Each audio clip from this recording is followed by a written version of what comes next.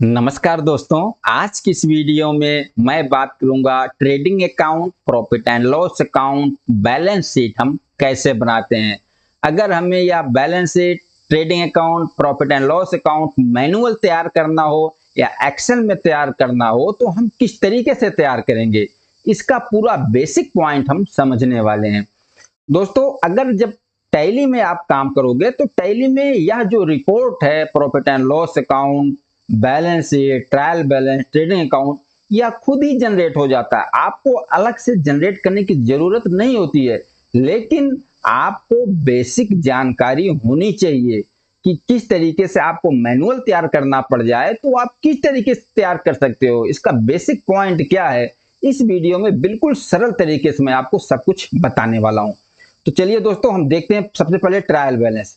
तो trial balance से ही हम अपना फाइनल अकाउंट तैयार करेंगे। ट्रायल बैलेंस से हम अपना trading account, profit and loss account, फिर बैलेंस शीट, सब कुछ ट्रायल बैलेंस से। और ट्रायल बैलेंस कैसे बनाना है अब तक हमने सीख लिया है। हमने स्टार्टिंग से यहां तक आपको बता दिया कि ट्रायल बैलेंस किस तरीके से तैयार होगा। अब इससे आगे का हम समझने वाले हैं। दोस्तों, जो हमारे अकाउंट्स में है सिर्फ 4 आइटम है और वही 4 आइटम आपके ट्रायल बैलेंस में भी है। कौन कौन सा? Expense, income, assets and liabilities. ये 4 ही चीज हैं। इन्हीं चारों चीजों से हम पूरा फाइनल अकाउंट तैयार करेंगे। अब जो ट्रायल बैलेंस का डेबिट और क्रेडिट साइड का कैलकुलेशन है, दोनों बराबर होता है और दोनों बराबर होना चाहिए।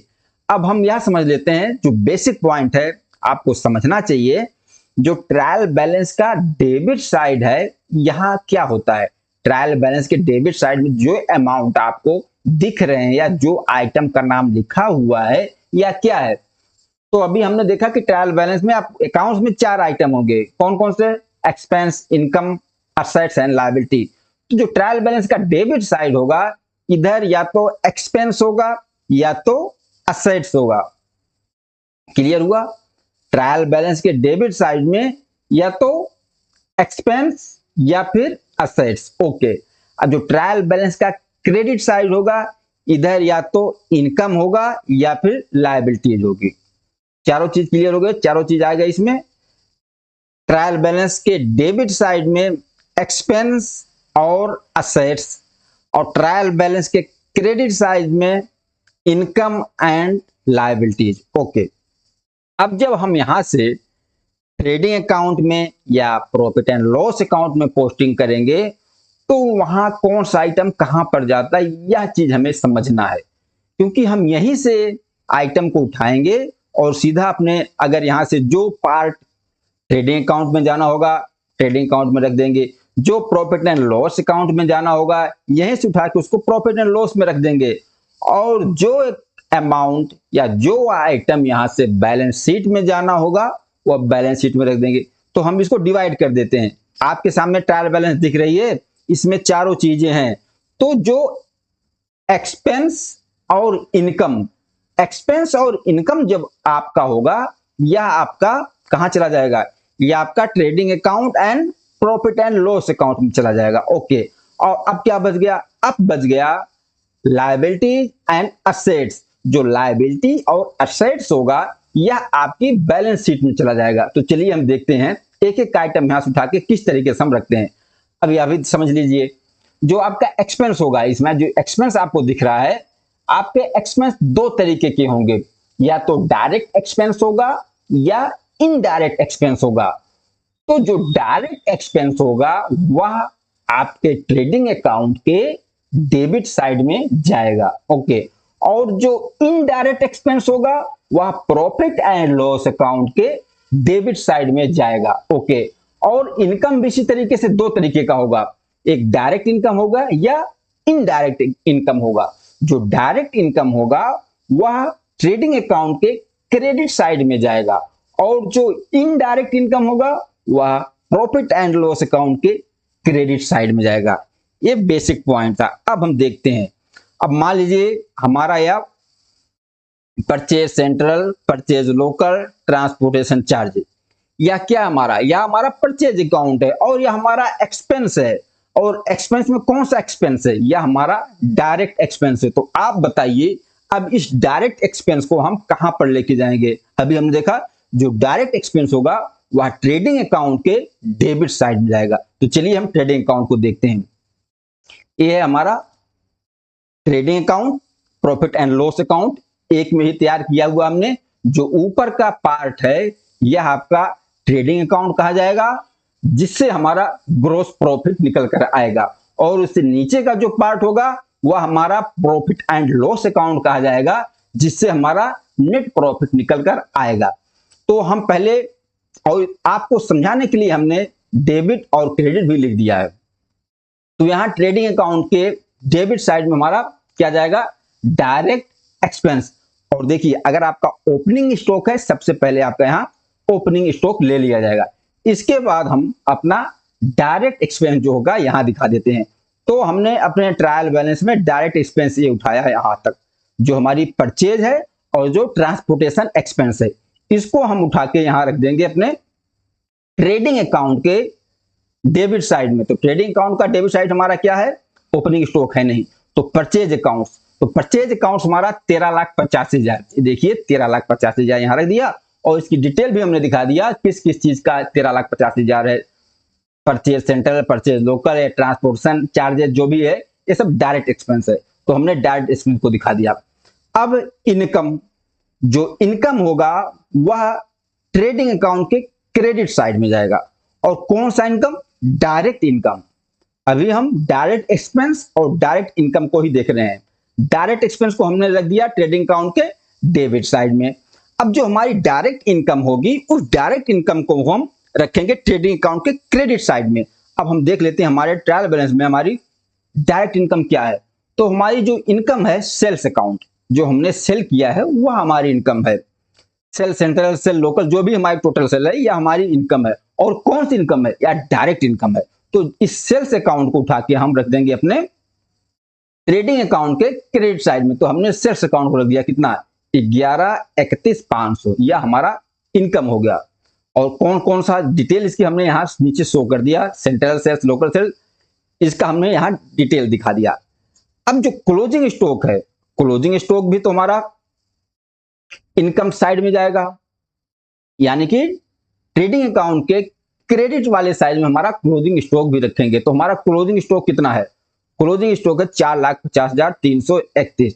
तो यहां हम अपने क्लोजिंग स्टॉक को भी दिखाएंगे 4,50,331। अब यहां देखिए, अब ट्रेडिंग अकाउंट को हम क्लोज करते हैं। ट्रेडिंग अकाउंट का हम बैलेंस निकाल लेते हैं। तो ट्रेडिंग अकाउंट का बैलेंस हमारा क्या निकलेगा? ग्रॉस प्रॉफिट या ग्रॉस लॉस जो भी है निकलेगा। अब देख लेते हैं हमारा जो इनकम वाली साइड का कैलकुलेशन, इनकम वाली साइड का टोटल जोड़ कितना बैठ रहा है। सेल्स हमारा कितना?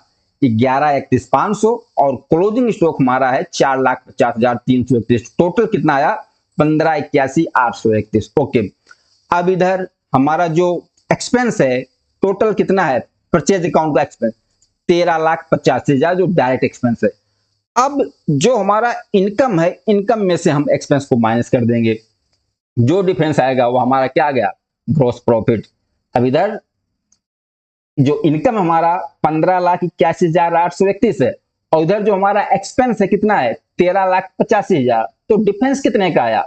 यहां हमें क्या दिख रहा है? यहां हमें ग्रॉस प्रॉफिट दिख रहा है। डिफरेंस आया 1,96,831। ये देखिए जो डिफरेंस आया यह हमारा ग्रॉस प्रॉफिट निकल कर आ गया। ओके। अब यहां ध्यान रखना, जो आपका ग्रॉस प्रॉफिट निकल कर आया 1,96,831, इसका बैलेंस आप प्रॉफिट एंड लॉस अकाउंट के क्रेडिट साइड में इसको भी आप दिखा देंगे। ये देखिए मैंने यहां ले लिया कितना? 1,96,831। अब आगे क्या बच गया? हमने ट्रेडिंग अकाउंट को क्लोज कर दिया। ट्रेडिंग अकाउंट में क्या कर दिया? जो डेबिट साइड में था, जो हमारे डायरेक्ट एक्सपेंस थे, यानी कि जो हमारा एक परचेज था, हमने इसको दिखा दिया। और ट्रेडिंग अकाउंट क्रेडिट साइड में जो हमारी डायरेक्ट इनकम थी, यानी कि जो हमारी सेल्स है वही डायरेक्ट इनकम थी, तो हमने सेल्स को दिखा दिया अपने, और जो क्लोजिंग स्टॉक का अमाउंट था वो दिखा दिया। अब दोनों का बैलेंस निकाल के हमारा ग्रॉस प्रॉफिट किस तरीके से आ गया आप समझ गए। अब हमारा पार्ट क्या बच रहा? प्रॉफिट एंड लॉस अकाउंट में। अब प्रॉफिट एंड लॉस अकाउंट में क्या क्या जाएगा? अब इधर एक्सपेंस, इनडायरेक्ट एक्सपेंस जो होंगे वह सब प्रॉफिट एंड लॉस अकाउंट के डेबिट साइड में जाएंगे। तो जैसे हमारे ट्रायल बैलेंस में क्या दिख रहा है? एक्सपेंस क्या क्या है, repair and maintenance, salary expense, telephone expense, travelling expense, ये सब क्या है, ये सब एक्सपेंस है। और कौन सा एक्सपेंस है, इनडायरेक्ट एक्सपेंस है। तो इनकी जगह कहाँ है, इनकी जगह है प्रॉफिट एंड लॉस अकाउंट के डेबिट की साइड में। तो हम इनको उठाकर अपने इधर देखिए प्रॉफिट एंड लॉस अकाउंट में इनडायरेक्ट एक्सपेंसेस दिखा दिया, कितना 31,500, और इसके नीचे डिटेल आपको दिख रही है जो भी है। और इनडायरेक्ट इनकम अगर होता तो इनडायरेक्ट इनकम कुछ भी नहीं है। अगर इनडायरेक्ट इनकम होता तो यहां प्रॉफिट एंड लॉस अकाउंट के क्रेडिट साइड में इनकम, इनडायरेक्ट इनकम भी दिखाया जाता है, लेकिन इनडायरेक्ट इनकम नहीं है। अब यहाँ क्या हमारा ग्रॉस प्रॉफिट कितना आया था, 1,96,831। लेकिन अब जो प्रॉफिट एंड लॉस अकाउंट में हमने इनडायरेक्ट एक्सपेंस दिखाया वह कितने का है, 31,500। तो इस ग्रॉस प्रॉफिट में से वह एक्सपेंस माइनस हो जाएगा। तो 1,96,831 में से 31,500 जो हमारा इनडायरेक्ट एक्सपेंस है वह माइनस हो जाएगा। इसके बाद हमारा निकल कर क्या आ गया, नेट प्रॉफिट। नेट प्रॉफिट कितना आ गया, 1,65,331। यह हमारा है नेट प्रॉफिट, जिसके ऊपर हमें देना होता है इनकम टैक्स। तो हमने देखा ट्रेडिंग अकाउंट से हमारा क्या निकल गया, ग्रॉस प्रॉफिट। किस तरीके से ग्रॉस प्रॉफिट निकला हमने देखा। और इसके बाद प्रॉफिट एंड लॉस अकाउंट से हमारा क्या निकल गया, नेट प्रॉफिट, जो किस तरीके से आया हमने देखा। अब हम अपना ट्रायल बैलेंस देखते हैं। ट्रायल बैलेंस हमने क्या क्या उठा लिया, जो भी हमारे एक्सपेंस थे, जो भी हमारी इनकम थी हमने उठा लिया, और हमारा trading account, profit and loss account तैयार हो गया, और वहां हमारा ग्रॉस प्रॉफिट और नेट प्रॉफिट आ गया। अब क्या बचा इस ट्रायल बैलेंस में भैया, अब तो बच गया लायबिलिटी बच गई और असेट्स बच गया। तो हमें यहां देखना होगा लायबिलिटीज हमारी क्या क्या है। लायबिलिटीज में जो हमारा कैपिटल अकाउंट है, कैपिटल अकाउंट कितना है, 3 लाख। अब हम बैलेंस शीट देखते हैं। अब कैपिटल अकाउंट का जो एसकेटी का कैपिटल है 3 लाख हमने ले लिया, और यहां हमने क्या ऐड कर दिया, ऐड नेट प्रॉफिट। या नेट प्रॉफिट कहां से लिया, जो हमारा प्रॉफिट एंड लॉस अकाउंट से नेट प्रॉफिट आया 1,65,331। इसको भी हम अपने कैपिटल में ऐड करेंगे। तो हम ऐड कर देंगे बैलेंस शीट अपने 1,65,331, जो कि हमने यहां ऐड कर दिया, ऐड नेट प्रॉफिट 1,65,331। तो 3 लाख कैपिटल था, इसमें नेट प्रॉफिट ऐड हुआ 1,65,331, तो 4,65,331 हमारा कैपिटल हो गया। ओके, अब लायबिलिटीज क्या क्या है, हमारे ट्रायल बैलेंस में लायबिलिटी दिख जाएगी। हमने बोला था कि जो आपका ट्रायल बैलेंस का क्रेडिट साइड होगा इनकम और लायबिलिटी, तो पहले इनकम तो हमारा चला गया ट्रेडिंग अकाउंट में, प्रॉफिट और लॉस अकाउंट में। अब जो इधर हमारी लायबिलिटी बची है यहां से उठा के सब बैलेंस शीट में रख दो। अब हमने कैपिटल अकाउंट उठा लिया, बैंक लोन का है 34,800, सैंडी क्रेडिटर हैं, और जो हमारे ऊपर जीएसटी पेमेंट करने की लायबिलिटी है, टैक्स पेमेंट करने की लायबिलिटी, ये सब लायबिलिटी, ये लायबिलिटी उठ के चली जाएगी आपकी बैलेंस शीट के लायबिलिटी की साइड में। अभी देखिए ये बैलेंस शीट की लोन लायबिलिटी आ गई 34,800। बाकी जो और करंट लायबिलिटीज है, सैंडी क्रेडिटर है, जो टैक्स का लायबिलिटीज है, ये हमने दिखा दिया लायबिलिटी साइड में। अब इधर असेट्स है। अब असेट्स हम देख लेते हैं। तो ट्रायल बैलेंस के डेबिट साइड में हमने देखा या तो एक्सपेंस होगा या तो असेट्स होगा। जो एक्सपेंस था उसको हमने अपने trading account and profit account में रख दिया। अब हमारा क्या बच गया, असेट्स बच गया। जैसे कंप्यूटर है तो कंप्यूटर हमारा असेट्स है, तो इसको हम उठा के अपने बैलेंस शीट के असेट्स में रखेंगे। ये देखिए कंप्यूटर 35,000, लेकिन ये असेट्स कौन सा है, फिक्स असेट्स है। तो इस फिक्स असेट्स हमारा कितना हो गया, 35,000 का। इसके बाद हमारा क्या बच गया, अब इसके बाद हमारा Sandy debtor, cash in hand, और जो हमें टैक्स इनपुट लेना है गवर्नमेंट से वह भी हमारा असेट्स है, वह बच गया। अब इसको हम असेट साइड में रख देंगे। Sundry debtors, cash in hand, जो input C GST, input S GST है, जो हमें गवर्नमेंट से क्लेम करना है, इसको हमने करंट असेट्स में रख दिया। तो करंट असेट्स में टोटल हमारा आ गया। और किस तरीके से आया, जो क्लोजिंग स्टॉक होगा उसको भी हम, वो भी हमारा असेट्स ही है, तो क्लोजिंग स्टॉक को भी हम यहाँ रखेंगे। क्लोजिंग स्टॉक को हमने कहां से लिया, जो हमारा ट्रेडिंग अकाउंट में क्लोजिंग स्टॉक आया 4,50,331। इस क्लोजिंग अमाउंट को हम बैलेंस शीट में दिखाएंगे, और बैलेंस शीट में अपने असेट्स की साइड में दिखाएंगे। असेट में 4,50,331 हमारा क्लोजिंग स्टॉक है, ये भी असेट्स है। बाकी sundry debtor, cash in hand, input C GST, input S GST, इस तरीके से हमारी बैलेंस शीट और बैलेंस शीट का दोनों साइड का जो कैलकुलेशन होगा बिल्कुल बराबर होना चाहिए, जैसे आपके सामने ये दिख रहा है। तो दोस्तों हमने अभी तक देखा कि ट्रायल बैलेंस से हम किस तरीके से ट्रेडिंग अकाउंट बनाएंगे, किस तरीके से प्रॉफिट एंड लॉस बनाएंगे, कौन सा आइटम ट्रेडिंग में जाएगा, कौन सा item profit and loss account में जाएगा और फिर क्या हमारी बैलेंस शीट में जाएगा। हमने बिल्कुल सिंपल तरीके से एक एक बेसिक पॉइंट आपको बताया। और दोस्तों अगर आप स्टार्टिंग से पूरा अकाउंटिंग समझना चाहते हो, टैली सीखना चाहते हो, लेकिन आपने कॉमर्स नहीं पढ़ा है, आपको अकाउंट्स के बारे में कुछ भी नहीं आता है, तो कोई दिक्कत नहीं। इस हमारे चैनल पे जो प्लेलिस्ट है टैली अकाउंटिंग, उसमें हमने स्टार्टिंग से बिल्कुल हिंदी में नोट बनाकर पूरा एक एक पॉइंट बताया हुआ है। स्टार्टिंग से अकाउंट्स क्या होता है, कितने तरीके का होता है, journal entry, golden rules of account, ledger किस तरीके से बनाएंगे, लेजर से हम ट्रायल बैलेंस किस तरीके से बनाएंगे, और फिर ट्रायल बैलेंस से हम trading profit and loss account balance sheet किस तरीके से बनाएंगे, सब कुछ हमने बताया। टैली में काम करने से पहले हमने पूरा बेसिक अकाउंट का बता दिया, और इतना आप अकाउंट्स आप समझ जाएंगे, फिर टैली में काम करने में आपको कोई दिक्कत नहीं होगी। तो दोस्तों इस वीडियो के बारे में बताना, यह वीडियो आप लोगों को कैसा लगा। नमस्कार, धन्यवाद।